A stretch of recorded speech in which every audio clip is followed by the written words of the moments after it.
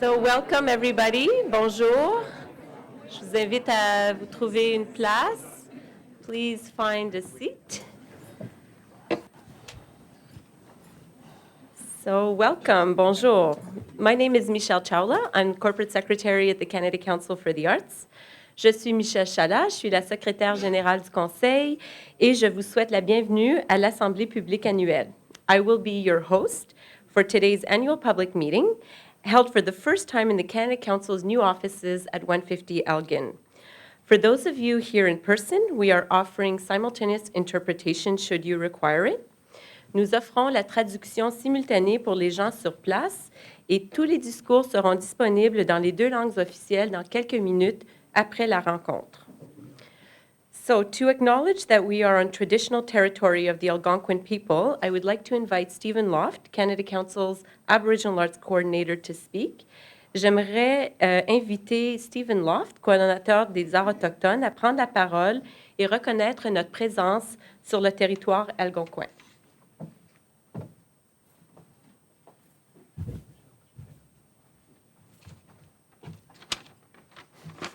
Sego. My name is Stephen Loft. I'm Turtle Clan of the Kanien'kehá:ka Nation of the Haudenosaunee Confederacy. My home territory is the Six Nations of the Grand River. I'm also the coordinator of the Aboriginal Arts Office of the Canada Council. And to begin this meeting, I'd like to acknowledge the customary, traditional, and rightful territory of the peoples of the Algonquin Nation. For millennia, this area that we now call Ottawa was a trade route, a place of exchange, and a meeting place for the Algonquin. It's funny, there was a time when my ancestors, the Haudenosaunee, would not have been so welcome in this territory. But time and relationships change, and that's as it should be, because it's through meeting, through exchange, and through trade that we get to know each other better, and we continue as vital, dynamic societies. We at the Canada Council also consider ourselves a meeting place, a place for the exchange of ideas and for the sharing of trade, or the sharing of art and culture. So, to my Algonquin brothers and sisters, their elders, their ancestors, and those yet to come, on behalf of the Canada Council for the Arts, I'd like to say that we are pleased and honored to share this meeting ground with you. In that spirit, I've brought some tobacco from my territory, from the Grand River.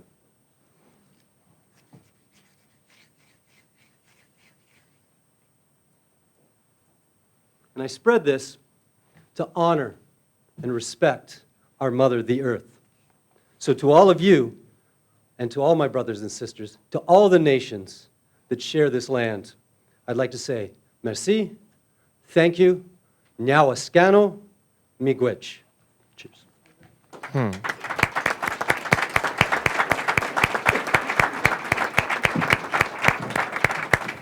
Merci, Stephen. Thank you, Stephen. So before we proceed, a few housekeeping items. First, if you would please turn the sound off your mobile devices. Si vous pouvez désactiver les sonneries sur vos téléphones cellulaires si vous êtes dans la salle, s'il vous plaît. The meeting is being live streamed and live tweeted, so I would like to take a moment to welcome viewers who are joining us from elsewhere in Canada. And we are delighted to use digital technologies to open this event to a national audience. Je prends l'occasion de souhaiter la bienvenue à tous ceux et celles qui se joignent à nous par le web. Nous tweetons également la rencontre d'aujourd'hui. So today's remarks will run until approximately 5:15, 5:20, which leaves us about 30 minutes for a question and answer period. Après les discours, nous aurons environ 30 minutes pour répondre à vos questions. Que vous soyez ici en personne ou vous écoutiez par l'entremise du web, il est possible de nous faire parvenir vos questions. In person, we would ask that you come up to the microphone right here so we can catch the recording. Online, you may submit your questions via Twitter using our handle @CanadaCouncil. Pour les questions en ligne, retrouvez-nous sur Twitter @ConseilArtCan. We will try to answer all questions, but if we don't, we will answer them online in the coming days. Our live stream will end at around 6 p.m. If you're here in person, we do invite you to join us for an informal reception once the meeting ends. Notre web diffusion prendra fin vers les 18 heures. Si vous êtes sur place, nous vous invitons par la suite à vous joindre à nous pour une réception informelle, pardon. At the reception, you will have the opportunity to speak directly with the board members and staff. We also very much look forward to welcoming the Honorable Shelley Glover, Minister of Canadian Heritage and Official Languages. Il nous fera un très grand plaisir d'accueillir, plus tard en après-midi, l'Honorable Shelley Glover, la ministre du Patrimoine canadien et des langues officielles. There will be opportunities for our guests as well to visit the second floor, and staff will be very happy to answer questions. So we will start the meeting with brief presentations by Barbara Burley on behalf of our chair, Joseph Rotman, who is unable to join us this afternoon due to unforeseen circumstances. We will then hear from our vice chair, Simon Brault, and finally, director and CEO, Robert Sermon. Nos orateurs seront Madame Burley pour notre président, Monsieur Rotman, qui ne peut être parmi nous aujourd'hui, notre vice-président, Monsieur Simon Brault, et ensuite notre chef de la direction, Monsieur Robert Sermon. So without further delay, I would like to introduce Barbara Burley, speaking on behalf of Mr. Rotman. Barbara Burley has had long and varied management experience within the public and volunteer sectors. She was an assistant deputy minister in the Department of Community Services in the government of Nova Scotia before her retirement in 2004. She now shares her time in New Brunswick and Nova Scotia, where she's actively involved in the arts sector and has served on the boards of several organizations. Barbara was appointed as a member of the board in 2007 and is the chair of the board's governance committee. Je vous présente Madame Burley.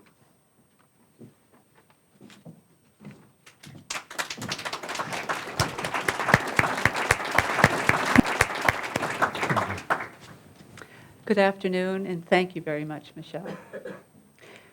Before I begin speaking on behalf of our chair, Joseph Rotman, I'd like to take a minute to acknowledge the work his work at the Canada Council. As you may know, he is chair of Royal Capital Corporation, a private investment company. He brings to the board his deep experience as a businessman and his unwavering commitment to help organizations to nurture creativity and innovation.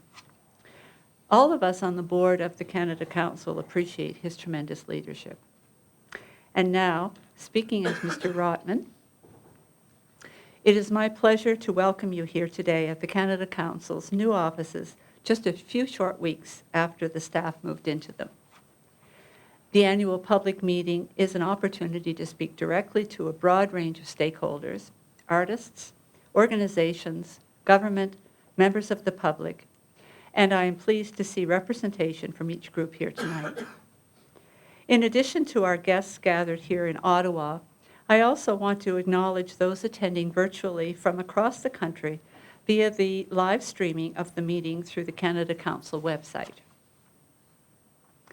I want to highlight that Minister Glover will be attending the reception and saying a few words at 6 p.m. or shortly thereafter. We have already enjoyed good conversations with the Minister about the Council and the arts in Canada, and we look forward to continuing to work closely together. We are particularly excited about the opportunities to showcase Canadian culture in the celebrations leading up to the 2017 and the 150th anniversary of Confederation. Our annual meeting is a moment to take stock of our work, to share accomplishments of the past year and our vision for the future. For those of you who might not be familiar with Council's background and mandate, the Canada Council was created in 1957 by an Act of Parliament. The aim was to nurture Canadian culture and identity, rooted in our many centuries of Aboriginal presence, and shaped over the past 400 years by successive waves of immigration and settlement. Close to 60 years out, the return on the government's investment in arts and culture through the Canada Council has been significant. Alice Munro's Nobel Prize for Literature being only one important and exciting example. She and Canadian literature were the subject of much praise internationally by leaders in meetings and at the prize ceremonies with her daughter in Sweden. This event and success showed Canada at its best and very powerfully. The Canada Council operates dozens of programs in many disciplines and funds artists and arts organizations across the country. We actively participate in pan-Canadian activities like Culture Days and contribute to international discussions that aim to advance grant-making in the arts and strengthening how we engage with and support creativity in our everyday lives. The Canada Council's principal source of funding is the annual appropriation it receives from Parliament. In fiscal year 2012-13, the Council's parliamentary appropriation was roughly $181 million, or just over $5 for every Canadian. We are pleased that the federal government maintained this level of funding in the last budget, and we view this as a vote of confidence in the Council and in the sector it serves. I'd like to thank the government for its belief in what we do and for helping us to support creativity across Canada. As chair of the Canada Council, I would like to focus my remarks today particularly on the subject of governance. The Canada Council is a Crown corporation governed by an 11-member board from across the country. Our board members bring a wealth of expertise in the arts, business and administration, law and finance, along with relationships at various levels of government. This year marks a year of change and transition at the board and senior management level, as we welcome several new appointments and bid farewell to those who have completed their mandates. Those who have completed their mandates, it is my pleasure to introduce the board members to you today and to thank them for their important and substantive contributions in furthering the Council's endeavors. I would ask you to please hold your applause until all members have been introduced. I'll begin with our Vice Chair, Simon Bro from Montreal. Simon is CEO of the National Theatre School of Canada, President of Culture Montreal, and a well-known arts activist. His book, No Culture, No Future, explores the importance of the arts to society. After 2 terms of service to the Canada Council, this will be Simon's last annual public meeting with us as a board member. I'll speak to this later this afternoon. For now, though, suffice to say that I'm deeply grateful for the great leadership and dedication that Simon has contributed to the board over the past 10 years. Now, starting in the north and moving west to east, Brenda Stalin is an artist and businesswoman of First Nations Tlingit descent. Howard Jang of Vancouver is a longtime performing arts manager in 3 arts disciplines and arts advisor in both a professional and volunteer capacity. Beverly Foy of Calgary is a new board member. She has had a distinguished career as an accountant and auditor and serves on the boards of many Calgary-based community and cultural organizations. Anna Porter of Toronto, founder of Key Porter Books, is an award-winning author of several works of nonfiction. Luc Larochelle of Montreal, who could not be with us today, is a retired lawyer, is also a poet and art collector. Isabelle Houdon, also from Montreal, is our newest board member. She is the president of Sun Life Financial in Quebec and is well known for her leadership as a businesswoman and champion of culture. David McKay is a New Brunswick visual artist and a member of the Royal Canadian Academy of Arts. With 1 vacancy at the current time, I present to you the board of the Canada Council for the Arts.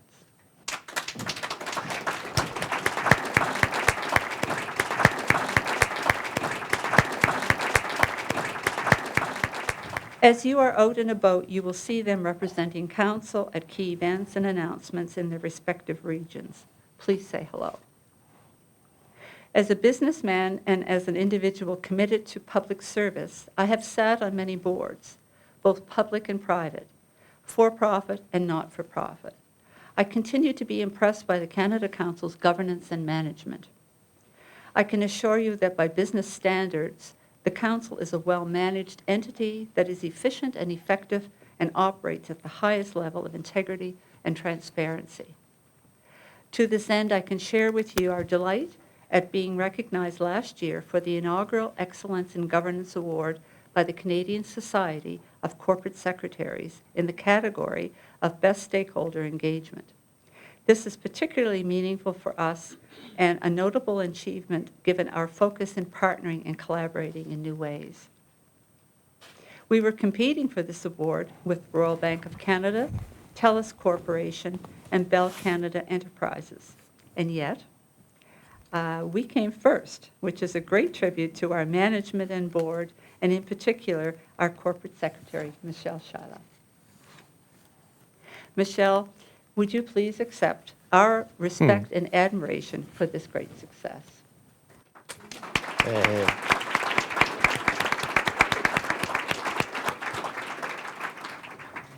I also want to highlight our continuing work at the board level on entity risk management. In the past year, we updated the Council's risk assessment profile. We reconfirmed the rigor and transparency of our granting processes, something that is at the foundation of the Council's mandate.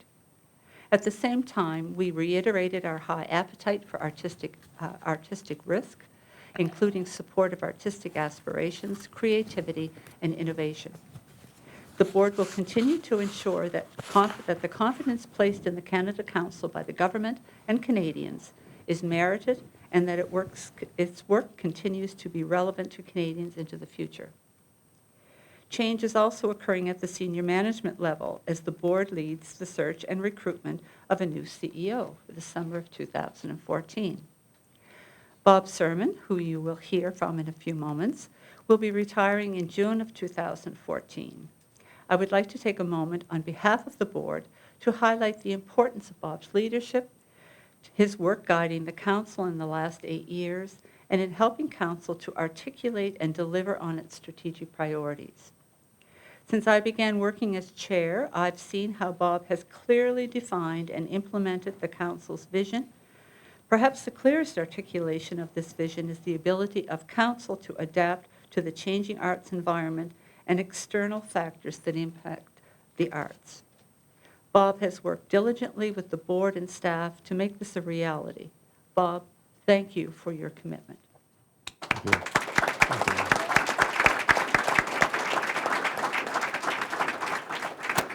This points to an exciting period ahead for the new CEO.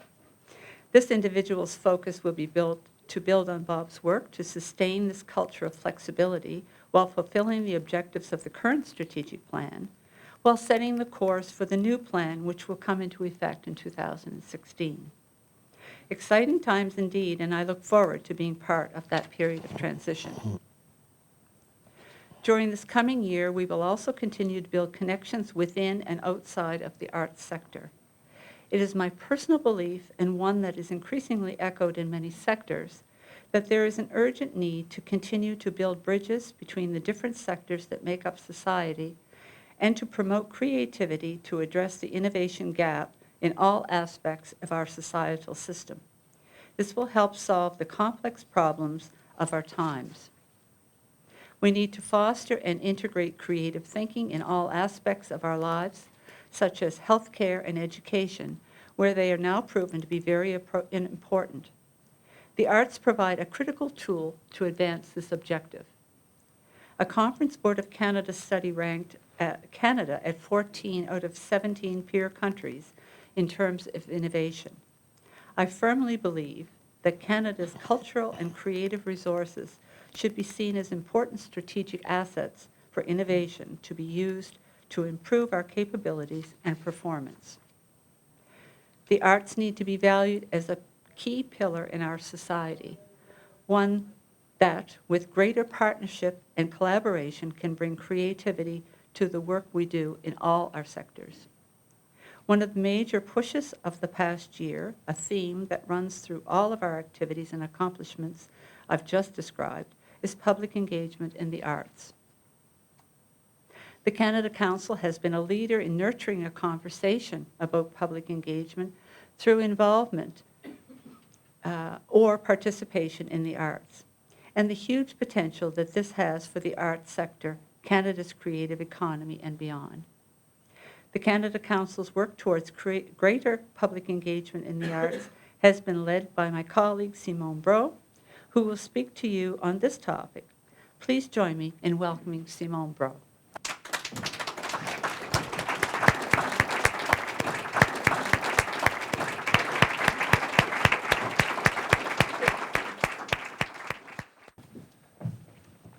Thank you, Barb. Okay, so we'll switch to French for that speech. À l'occasion donc de ma dernière participation à une assemblée publique annuelle à titre de vice-président du Conseil, je désire faire un retour sur le dialogue que nous avons lancé en 2012 sur l'engagement du public envers les arts. C'est un thème complexe mais très prometteur. Nous considérons que le rôle et l'impact des arts dans la vie des citoyens et sur la société sont au cœur du positionnement stratégique du Conseil des arts. Notre choix de traiter davantage de l'accès aux arts repose sur des motifs identiques à ceux d'autres organismes qui, de par le monde, ont les mêmes préoccupations.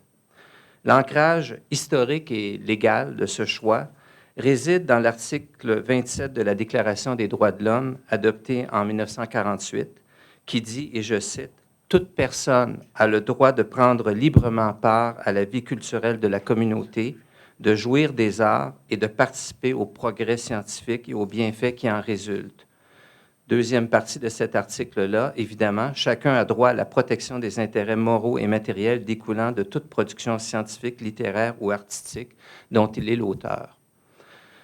Fin de la citation. De son côté, l'article 8 de la Loi sur le Conseil des arts du Canada, adopté en 1957, qui définit notre mandat, dit, et je cite, « Le Conseil a pour mission de favoriser et de promouvoir l'étude et la diffusion des arts, ainsi que la production d'œuvres d'art. » En plus du soutien indéfectible à la création artistique, notre mandat inclut donc clairement de favoriser et de promouvoir l'étude, la valorisation, la reconnaissance et la diffusion des arts dans notre société. En partenariat avec de nombreuses autres instances, nous devons donc jouer un rôle de premier plan pour que les citoyens de ce pays exercent leur droit de prendre pleinement part à la vie culturelle. Le Conseil occupe un poste d'observateur et d'intervenant privilégié et nous devons faire preuve d'un leadership informé et responsable.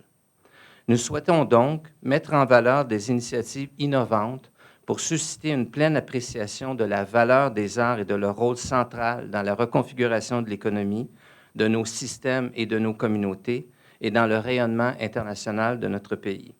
Nous reconnaissons aussi que l'ère numérique a sonné la fin des conversations fermées, privées, entre experts et bouleversé un grand nombre de façons de faire. En quelques années, les notions de spectateurs, de consommateurs culturels, de public, ainsi que les conditions de recherche, de formation, de création ont été profondément transformées.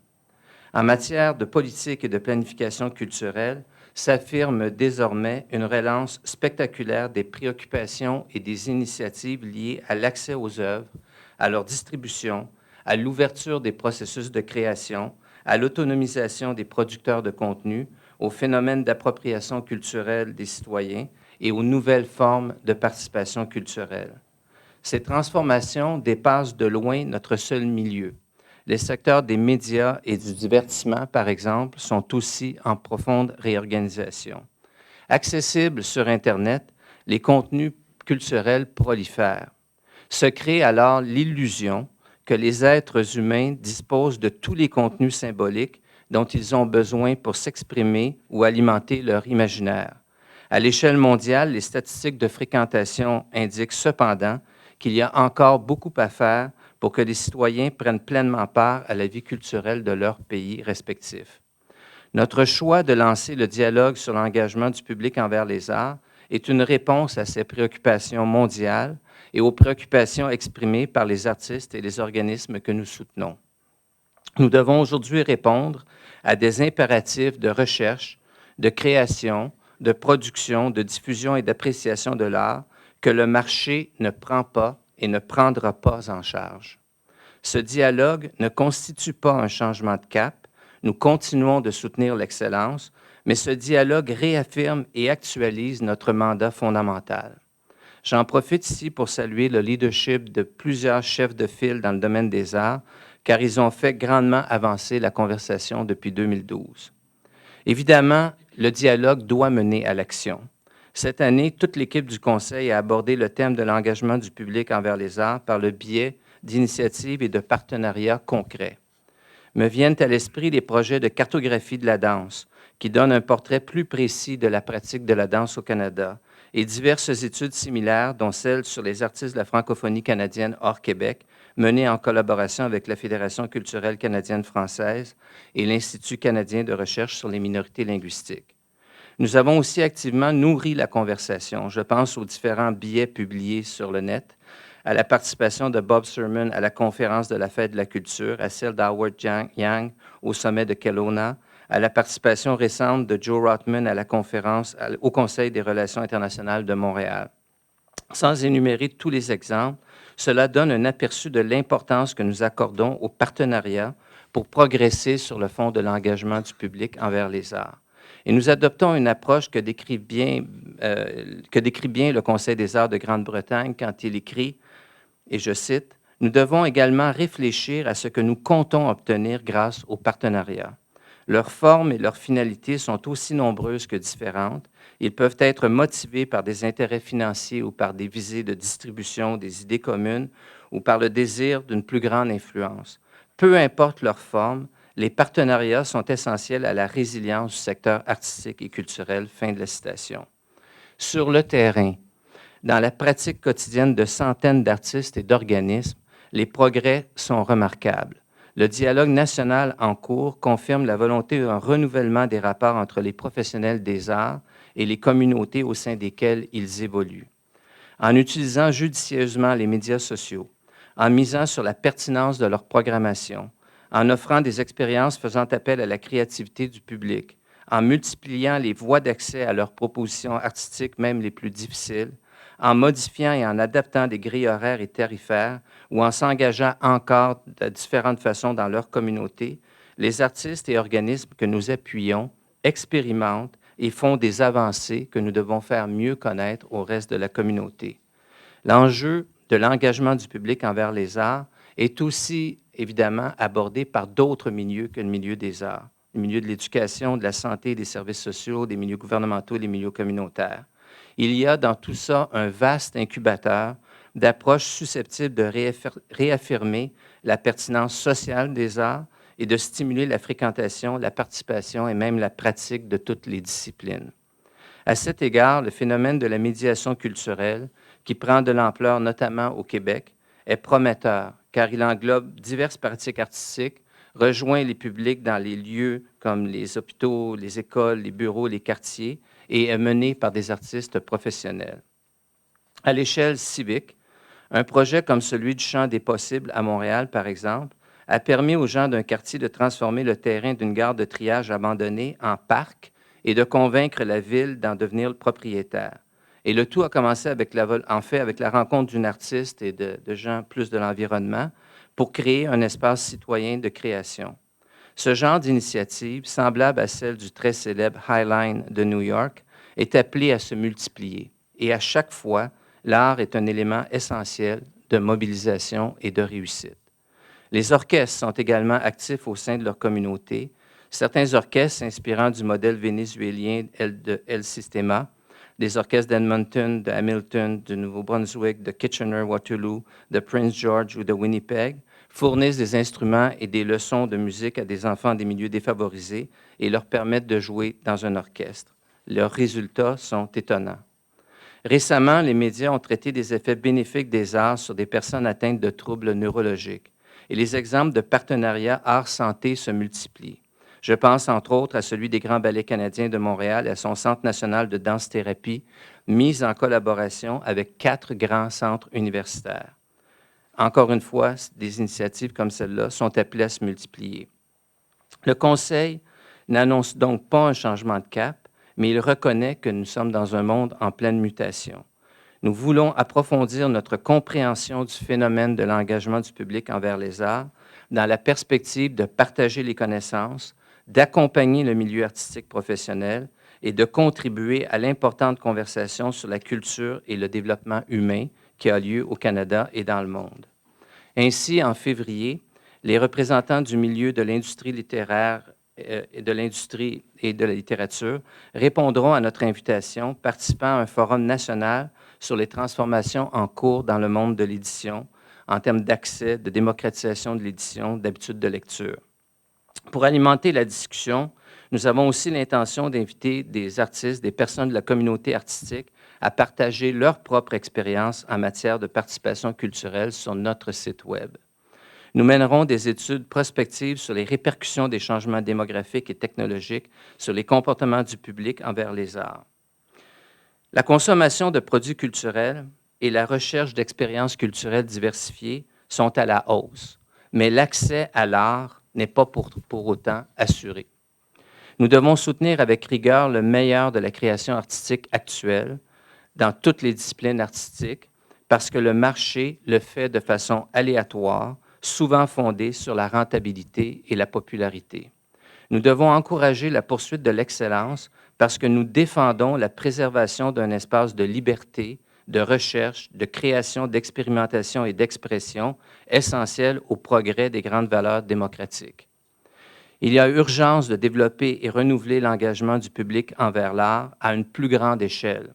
En s'engageant à exceller dans l'exécution de notre mandat, nous renouvelons notre détermination à agir en collaboration avec notre milieu, avec le milieu artistique, avec les gouvernements, les municipalités et ceux et celles qui œuvrent dans les secteurs de l'éducation, de la santé, des affaires et autres, pour accroître les retombées humaines, sociales et économiques du secteur des arts et pour qu'elles soient au cœur des stratégies de développement individuelles et collectives. La conjoncture actuelle est à la fois incertaine et remplie de possibilités. Nous devons apprendre à considérer des perspectives que nous n'avions pas envisagées auparavant. Malgré l'urgence ressentie, nous devons agir avec prudence, car la précipitation nous éloignerait d'une sophistication de la pensée nécessaire à la justesse de nos actions. Ce que je viens de dire décrit bien, je crois, l'esprit dans lequel mes collègues du conseil d'administration, l'équipe de direction et l'ensemble du personnel du conseil envisagent la poursuite du travail sur l'engagement du public envers les arts. Cet esprit anime aussi nos très nombreux interlocuteurs. Nous sommes donc optimistes pour la suite des choses. Merci beaucoup. Et maintenant, j'inviterai Bob Sherman à prendre la parole.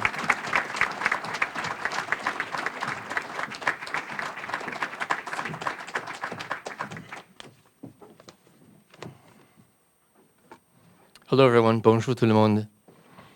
Because this is my last annual public meeting, I'd like to take the opportunity right off the top to thank the Chair and Vice Chair and the other members of the Board of the Canada Council for the exceptional contribution they have made to Council during my time here.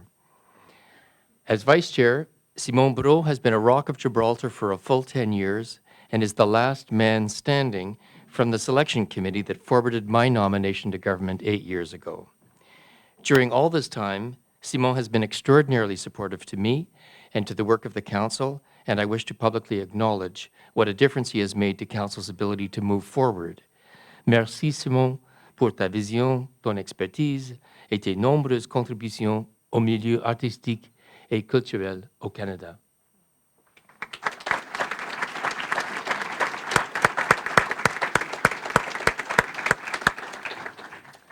Mr. Rotman has been board chair for 3/4 of my time here at Council, and he and the other board members have ensured a standard of excellence in the governance of this organization second to none. There is a reason why the name Joseph Rotman has become a brand of its own here in Canada, and under his leadership, the board has excelled. À l'occasion de ma dernière assemblée publique annuelle, je tiens à souligner le leadership éclairé de M. Rotman au fil des ans et le travail acharné de tous les membres de notre conseil d'administration. Merci beaucoup.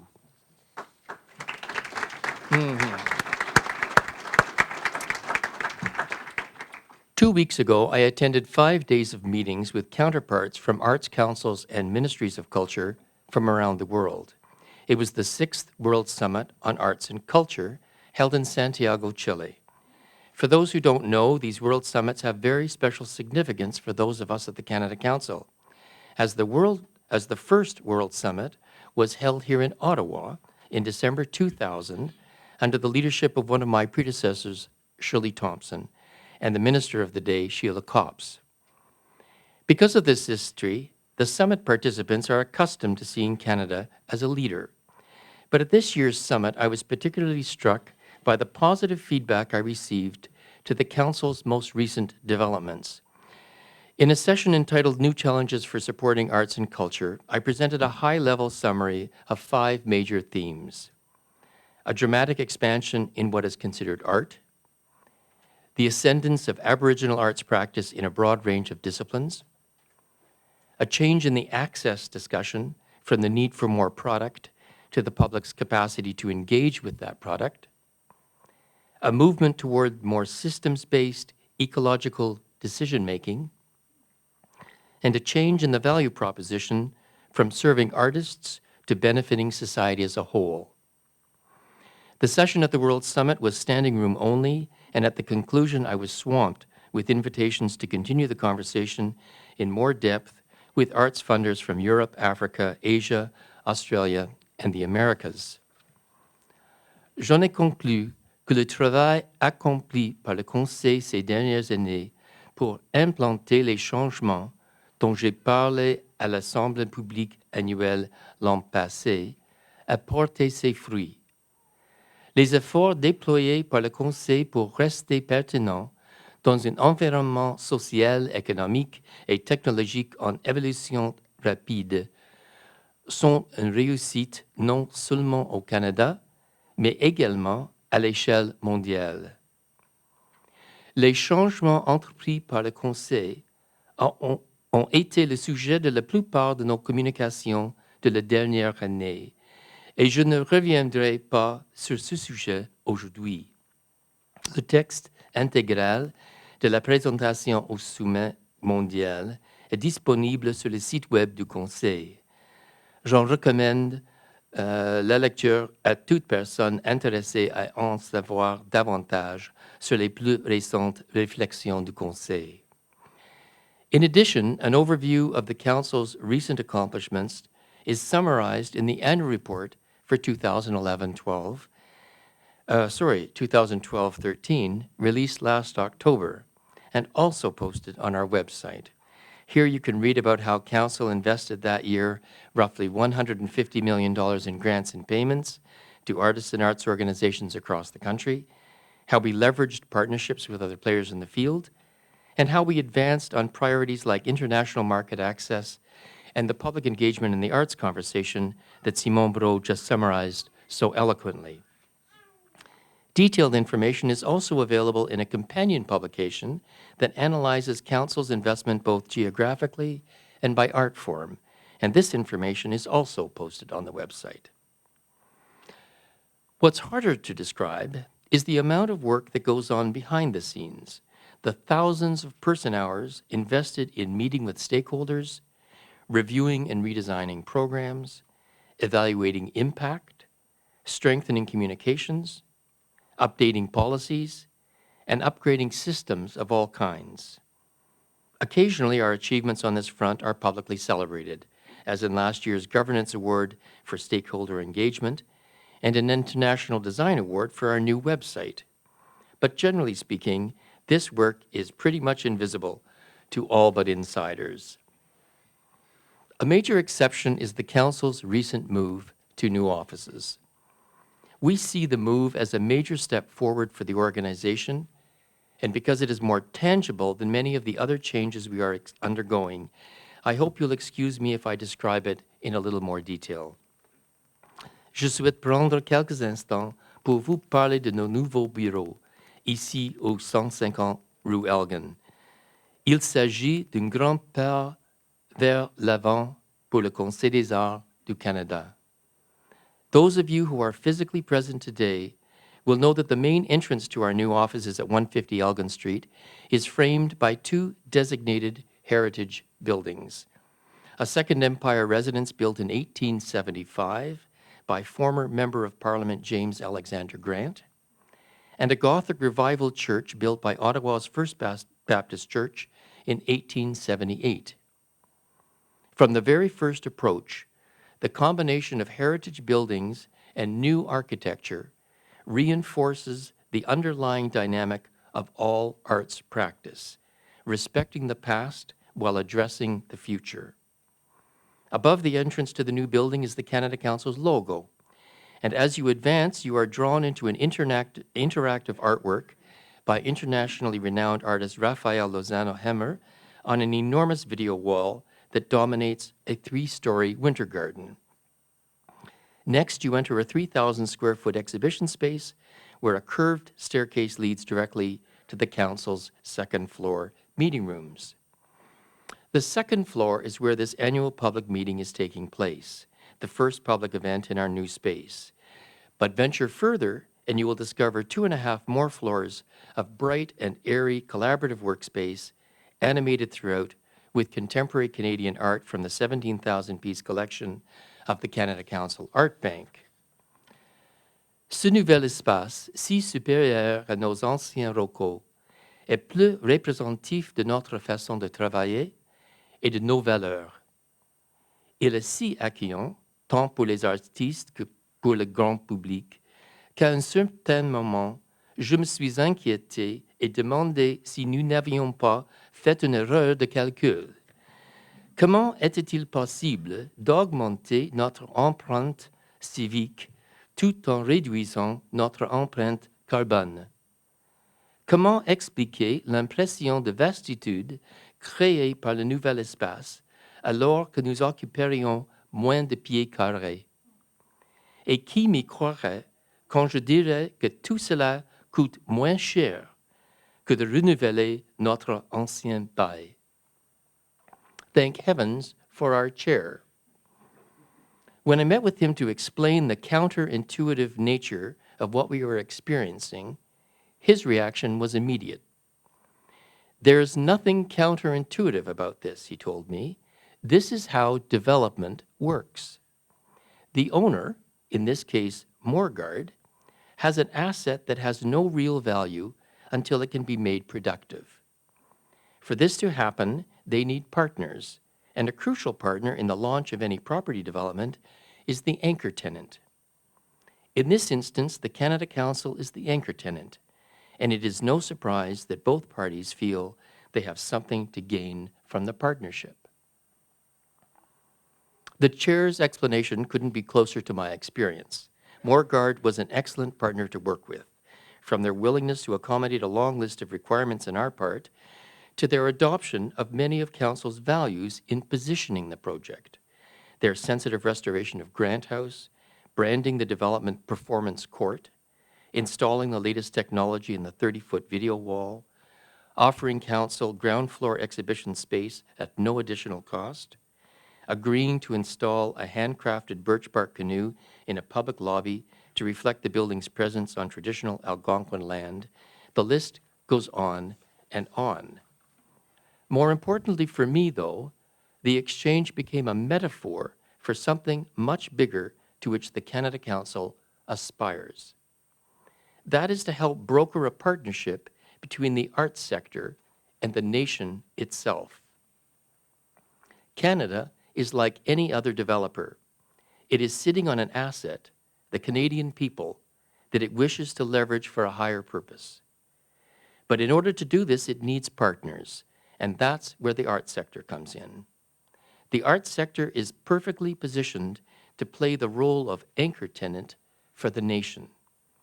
Yes, there are many other partners needed, but the arts are at the center of the kind of creative enterprise and citizen engagement that every other sector seeks. We are the ones who can help brand the bigger enterprise, release new energies, and move a national agenda forward. C'est la vision que je nourris pour l'avenir alors que je me prépare à quitter le Conseil des arts après 8 années comme directeur et chef de la direction. Chaque génération de leadership est confrontée à ses propres enjeux. Pendant mes mandats, nous avons augmenté les crédits parlementaires du Conseil de 20%, démontré la valeur de l'organisme au moyen d'examens spéciaux et stratégiques, et maintenu les niveaux de financement en période de difficultés financières. Nous avons renforcé la capacité interne et l'évaluation externe et paver la voie à ce qui sera, selon moi, la prochaine grande étape. It took 3 years for the Canada Council to negotiate and implement the partnership embodied in these new offices. 3 years from now is 2017, the sesquicentennial of Canada and the 60th anniversary of the Canada Council. Taking a cue from the chair, my deepest wish is that we begin now to position the arts sector as the anchor tenant for developing the asset called Canada. Thanks very much.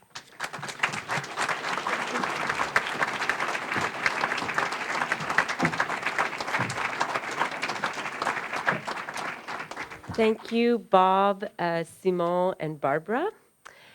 It's now the time in the program where we turn it over to you, and we would very much welcome any of your questions. If you're here, please come to the microphone.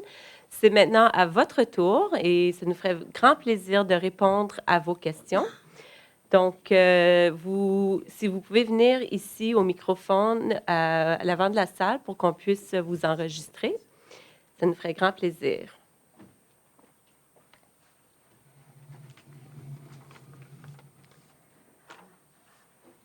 Well, I could also kick things off. We did receive a few online questions, and perhaps we'll be receiving some more.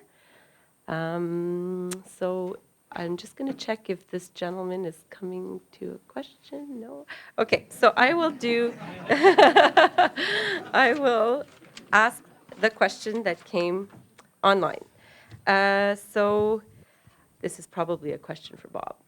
I would like to know why there is no consideration given to an applicant's need for funding and why need is not a factor in decisions when bestowing grants. Need. Am I live? Yeah. It's a very interesting question, and it's come out. I've had this raised throughout my career in public funding. Need is related sometimes with organizational funding. So, for example, in operating grants, we do definitely look at what the budget of an organization is, how it's performing, what the other sources of revenue are, what contribution the Canada Council can make. But I think the question is more targeted to individual grants. And here it's a bit pointed as a question. The Canada Council bases its decision-making and investing in individual artists entirely on the quality of the proposals that are presented to it and that the jury assesses. We do not ask questions about the annual income of individuals. This is not means tested. It is not a social support program. It is truly an investment in artistic vision and artistic potential. And I assume that there are also privacy questions that would be triggered if we suddenly ask people for information that would be perhaps difficult for us to audit. I don't want to go there. I just we'll stay with the vision of funders like ourselves, which is tied entirely to the support of artistic proposals based on artistic vision. Thank you. Est-ce qu'il y a une question de quelqu'un dans la salle? Is there a question from anyone in the audience? My heavens, no one has any. Perfect. A reaction to our space. You're visiting it for the first time. We're really excited. Yes.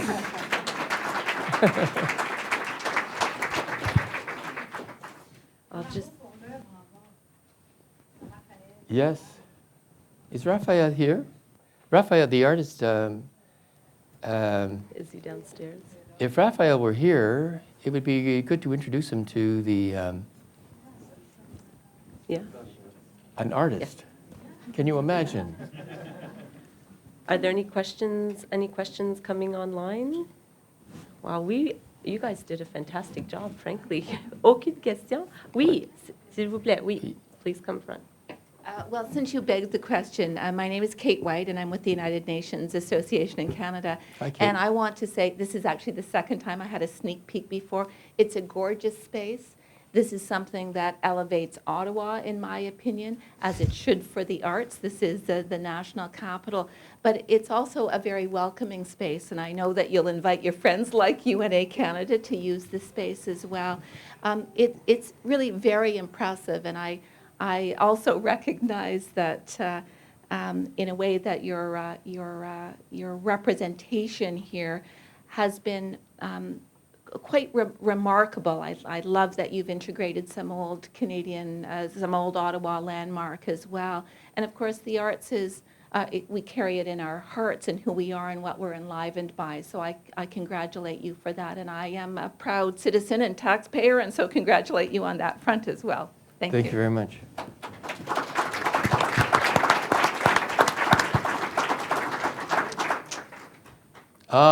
Here's Raphael.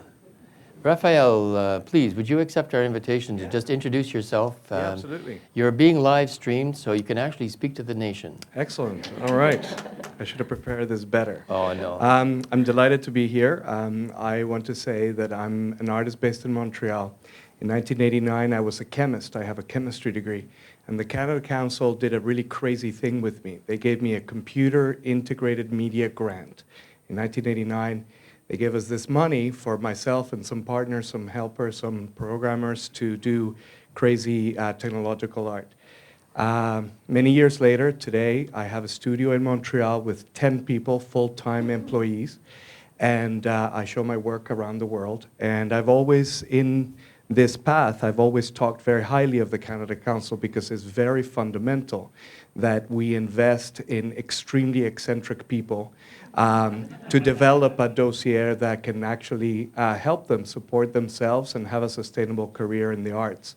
So despite the fact that I haven't received money in a long time from the council, which is fine because fortunately I'm doing very well, I do want to say that especially for those who think that the arts are always some kind of sort of passive, parasitic entity, we actually are collaborating, we're contributing to the economy very, very much. And it's not just Cirque du Soleil, it's also visual artists, it's filmmakers, it's musicians. And so I think it's very important for people who don't really get what we all probably get, which is that culture is a fundamental part of a healthy society, civilized society. If that doesn't sell you it, then sell it on the financial element. Canada Council spent $35,000 on me 25 years ago. Today we bring $1 to $2 million a year, and mostly 95% of it comes from abroad. And so I just want an opportunity to say, guys, this is a viable way to support the economy. Spend money in culture. Thank you. Thank you.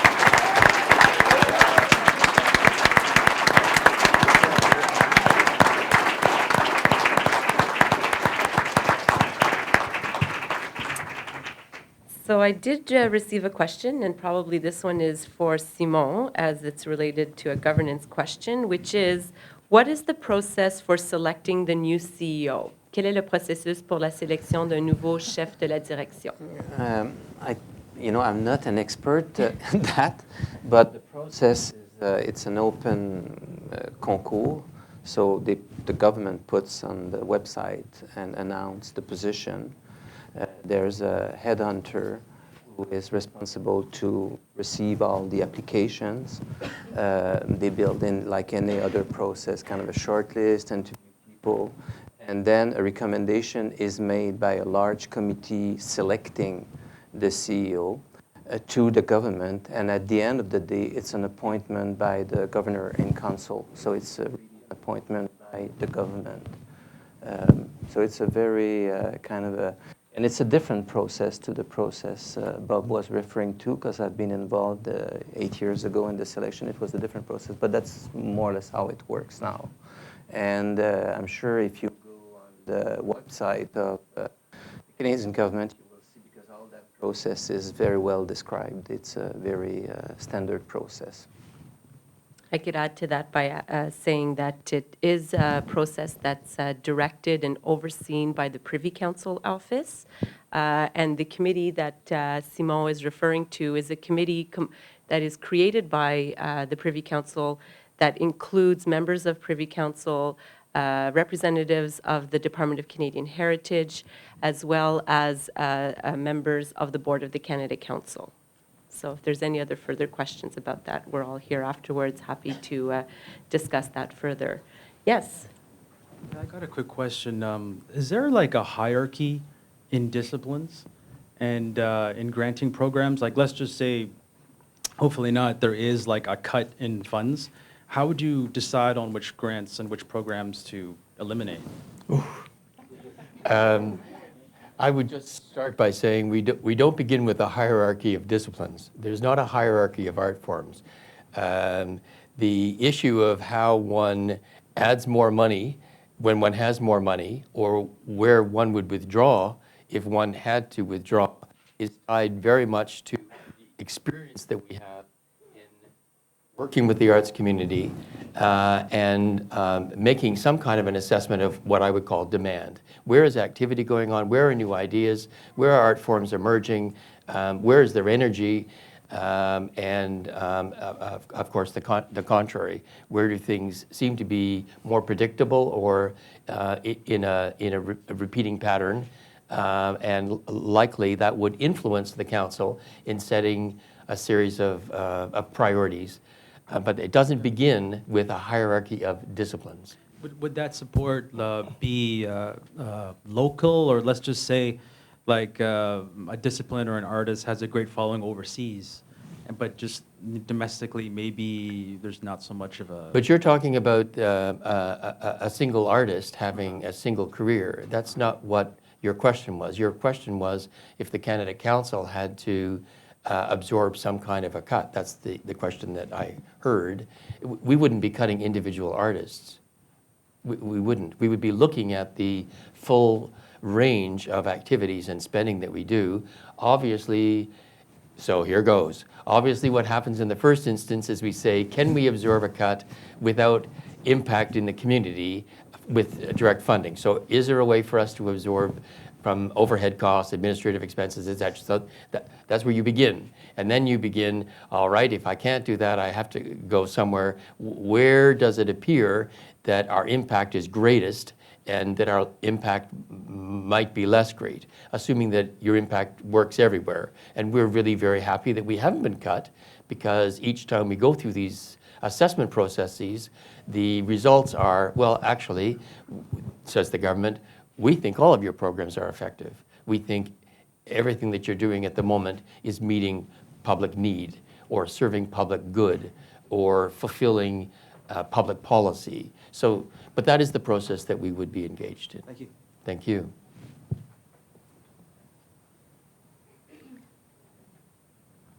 Our youngest fan. Our youngest fan. This is Zevon. And I'm Lisa Marie Di Liberto. I'm the artistic director of a theater and media company called Fixed Point in Toronto. And we are actually working on a project called The Tale of a Town, leading up to the celebration of Canada's 150th anniversary in 2017. And I'm curious, what are the Canada Council's plans to celebrate Canada's sesquicentennial? If you can reveal them to me. So, Or some of them. at this particular moment, the Canada Council has not adopted any new program for 2017. At this particular point, what we're saying is, all right, where does the arts community want to move, and how is it going to prioritize its own programming decisions like yourselves, and how are they going to approach us to ask us for that year's programming or the year's preparing for that programming in the normal way. So to date, we've been doing everything within the framework of the existing budgetary envelopes because we have no new money for 2017. And it's been to date this reallocation process to support initiatives as they surface in a competitive way, according to artistic assessment and peer assessment, et cetera. We are doing one little thing that we know about, and that is that we are researching our own history. So in the 60 years, because that will be our 60th anniversary, there is no single publication that tracks the first 60 years development of this arm's length national public funding in Canada. And you'll probably know that the first 20 years we were linked with what is now SSHRC, the Social Sciences and Humanities Research Council. So we're hoping to do some work so that we will be able to tell the story to Canadians and hopefully build some enthusiasm for the very experiences that Raphael was talking about, and that's the ability to kickstart careers and new businesses and a lot of new activity. Thank you very much. Thank you. Thanks. Yeah. Est-ce qu'il y He aurait was une very autre good, eh? question?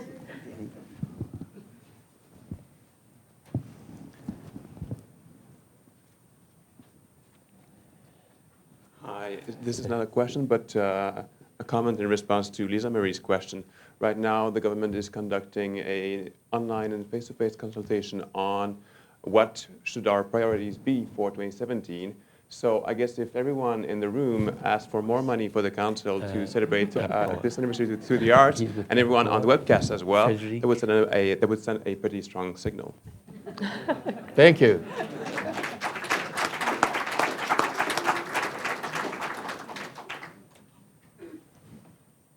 Est-ce qu'il y a d'autres questions? Did we receive something? We did? Okay. You sent it to me? Okay, let me just check that out. Technology. The tweetosphere. Okay. How does the Canada Council support the discipline of design, graphical and theoretical practices, and others? Whoa. So right off the top, the Canada Council has not severed the field of design or the practice of design as a distinct practice. We do support architecture, for example, and many people associate architecture with design in various and sundry ways. We know that there is support in the visual arts for practice that is aligned with what people think of as design. Similarly, in media arts, there are a number of crossover worlds. We have at the Canada Council not specifically sliced off and named design as a specific practice. There is some interest here within the organization to see if we could tease out a more unified strategy, because we see design as being a more applied universe of the very skills and individuals who we often support as artists or through the nonprofit sector. And we know that design has an enormous economic impact for countries. It has an enormous branding impact for countries. There are many implications here. But to be straight about this, there is nowhere that you can find within the Canada Council a way of answering the question, how much money did we invest last year in design? There are nevertheless people who think of themselves as designers, who are very much within the family of the community we serve. Thank you. Any final questions? Est-ce qu'il y aurait une autre question? Well, I think we can wrap things up and conclude our meeting. So I would like to say thank you to our speakers, to all of you who have joined us here today, to our people who joined on our webcast. Un rappel que tous les discours se trouveront en ligne dans quelques minutes, en anglais et en français. All of the speeches will be online in a few minutes. So I'd like to say goodbye to our live cast viewers. And to those of you who are here, to please join us for a reception and some more dialogue and chatting, and we'd be pleased to continue our conversations. Donc, merci à tous et merci. Au revoir.